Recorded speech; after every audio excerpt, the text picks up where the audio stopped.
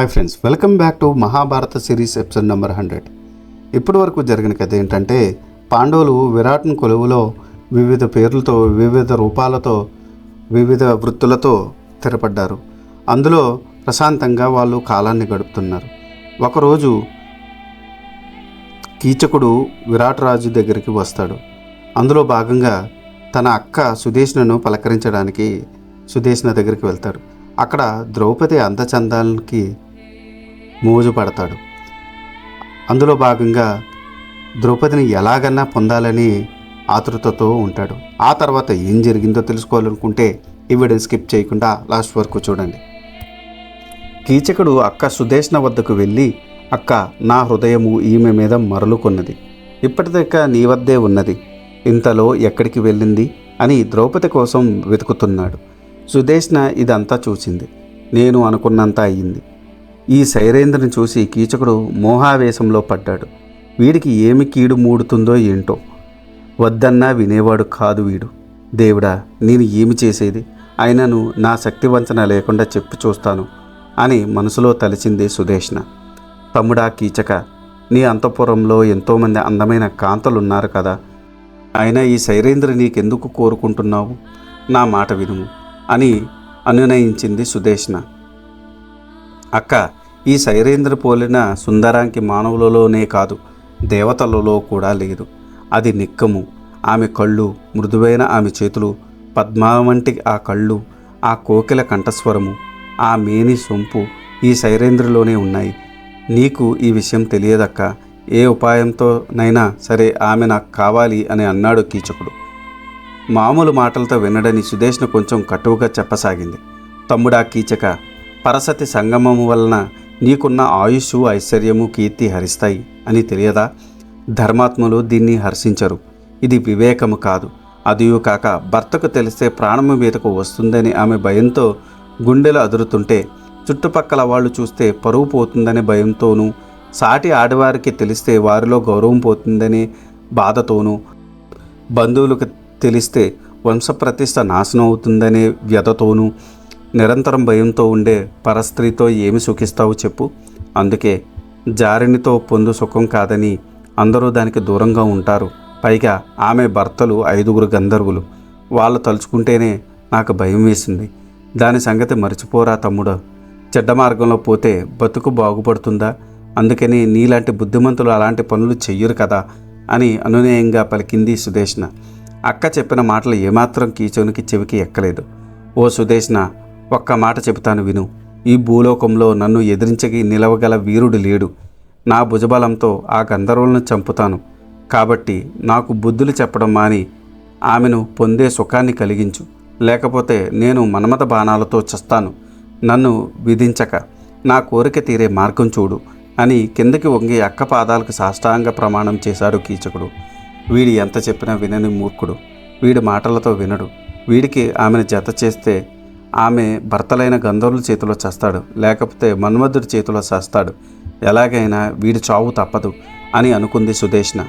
తమ్ముడా కీచక, ఎందుకు ఆరాటపడతావు? నీకు ఆమెతో పొందుకూర్చడం పెద్ద కష్టమేమీ కాదు. నీవు వెళ్ళు. నేను ఈరోజు మద్యం తీసుకుని రమ్మని శైరేంద్రని నీ మందిరానికి పంపుతాను. అక్కడ నీ ఇష్టం ప్రకారం నీ కోరిక తీర్చుకో అని పలికింది సుదేష్ణ. నీ కీచకుడు సంతోషించి తన మందిరానికి వెళ్ళాడు. ఆ రోజు విందు భోజనం, వివిధ రకాల మధురసాలు ఏర్పాటు చేశాడు. పనివారందరినీ పంపించి వేశాడు. తన మందిరంలో ఎవరూ లేకుండా చూసుకున్నాడు. ఒక అందమైన ప్రదేశంలో కూర్చొని శైరేంద్ర గురించి, ఆమెతో పొందబోయే సుఖాన్ని తలుచుకుంటున్నాడు. అక్కడ సుదేష్ణ శైరేంద్రని పిలిచింది. మాలిని, నాకు చాలా దాహంగా ఉంది. నా తమ్ముడు కీచుకుని ఇంటి యందు మంచి రుచికరమైన మద్యం ఉంది. నీవు త్వరగా వెళ్ళి తీసుకుని రా అని చెప్పింది. ఆ మాటలు విని ద్రౌపదికి మనసు తల్లడిల్లిపోయింది. చెమటలు పట్టాయి. ఈ ఆపద నుండి ఎలా గట్టెక్కాలా అని భగవంతుని ప్రార్థించింది. అమ్మ, నన్ను వదిలిపెట్టు.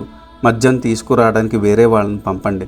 నేను మొదటనే చెప్పాను, కేవలం ఉచితములైన పనులు చేస్తాను, కానీ ఇలాంటి నీచమైన పనులు చేయనని. నీ గృహం అతి నిర్మలంగా ఉంటుందని. నా భర్తలు దగ్గర లేకపోయినాను ధైర్యంగా ఉన్నాను. నాలాంటి అనాథలు మీలాంటి వారిని ఆశ్రయిస్తే మీరు నన్ను ఇలాంటి పనులకు పంపడం భావ్యమా అని వినయంగా పలికింది ద్రౌపది. నిన్ను నేను మనసుపడి కోరుకున్న మద్యము తేవడానికి పంపుతున్నాను.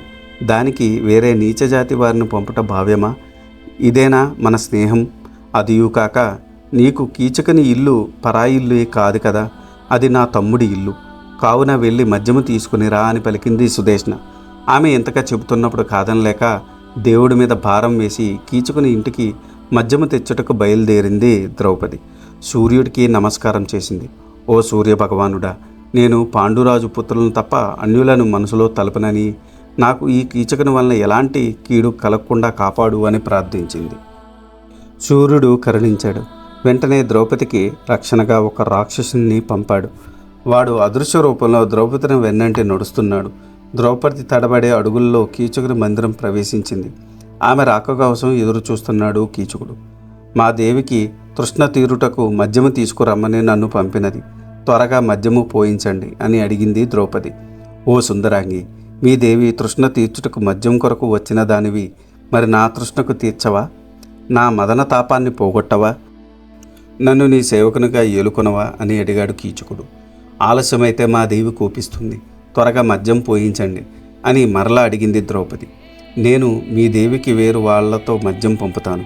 నీవు ఈ మద్యం తాగి నా మదన తాపాన్ని పోగొట్టవా? నిన్ను నా రాణిని చేసుకుంటాను. అపారమైన మణిభూషణాలు విలాస గృహాలను నీకు అర్పించుకుంటాను.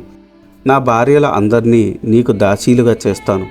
నేను కూడా నీ కనుసన్నల్లో మెలుగుతుంటాను అంటూ కీచకుడు ద్రౌపది పైన పడి ఆమెను పట్టుకోపోయాడు. ఆమెకు రక్షగా ఉన్న రాక్షసుడు ఆమెలో ఆవేశించాడు. అంత బలాఢ్యుడైన సింహబలుణ్ణి ఆమె విదిలించి కొట్టింది. వెంటనే బయటకు వచ్చింది. కీచకుడు ఆమెను వెంబడించాడు. ఆమె పరిగెత్తింది. విరాట్రాజు కొలువు కూటంలో ప్రవేశించింది. కీచకుడు కూడా ఆమె వెంట కూటంలోకి ప్రవేశించి జంకు లేకుండా ఆమెను పట్టుకుని జుట్టు పట్టుకుని లాగి కింద పడేశాడు. ఆ సమయంలో ఆమెను రక్షిస్తున్న రాక్షసుడు కీచకును కొట్టి లాగి నేల మీద పడవేశాడు. కీచకుడు ఆ దెబ్బకు అవమానంతో కుంగిపోయాడు. ఆ సమయంలో అన్నగారితో పాటు కొలువు కూటంలో ఉన్న భీముడు ఆ దృశ్యం చూసి కోపంతో ఊగిపోయాడు. ఒక్క క్షణం తన అజ్ఞాతవాసం ప్రతిజ్ఞను మరిచాడు. కీచకుని మీద పట్టరాని కోపంతో పక్కనే ఉన్న వృక్షం చూసి వెంటనే ఒకసారి అన్నగారి వంక చూశాడు. ధర్మజుడు వెంటనే భీముడిని కనుసైగతో వారించాడు. ఇది ఈనాటి వీడియో. ఆ తర్వాత ఏం జరిగిందో తెలుసుకోవాలనుకుంటే మీరు నా నెక్స్ట్ వీడియో కోసం వెయిట్ చేయాల్సిందే. దానికన్నా ముందు నాదొక చిన్న రిక్వెస్ట్. నేను చేసే ఈ మహాభారత సిరీస్ వ్యాస భారతం నుండి కవిత్రయం అంటే నన్నయ్య గారు, తిక్కన గారు, ఎర్రాప్రగడ గారు తెలుగులోకి అనువదించారు. అదే ఈ మహాభారతాన్ని నేను మీకు యథాతథంగా అందించాలనే సదుద్దేశంతో ఈ వీడియోలు చేస్తున్నాను. ఏ జనరేటెడ్ ఇమేజెస్తో వీడియోస్ చేయడం కొంచెం కష్టతరమైన విషయం అయినప్పటికీ మన సనాతన ధర్మంలో ఉన్న మంచిని చెప్పాలనే ఉద్దేశంతో పూర్తి కథని ఈ వీడియోలో రూపంలో అందించడం జరుగుతుంది. అందుకని మీలాంటి వారి సపోర్ట్ నాకెంతో ముఖ్యం. మీరు నన్ను సపోర్ట్ చేయాలనుకుంటే జస్ట్ మీ అభిప్రాయాన్ని కమెంట్ల రూపంలో తెలియచేస్తూ, లైక్ చేస్తూ, 10 మందికి షేర్ చేస్తూ మన ధర్మాన్ని 10 మందికి అందేలా చేయాలని కోరుకుంటున్నాను. ఈ వీడియో కనుక మీకు నచ్చితే do like, share and subscribe. Thanks for watching. జై సనాతన ధర్మం.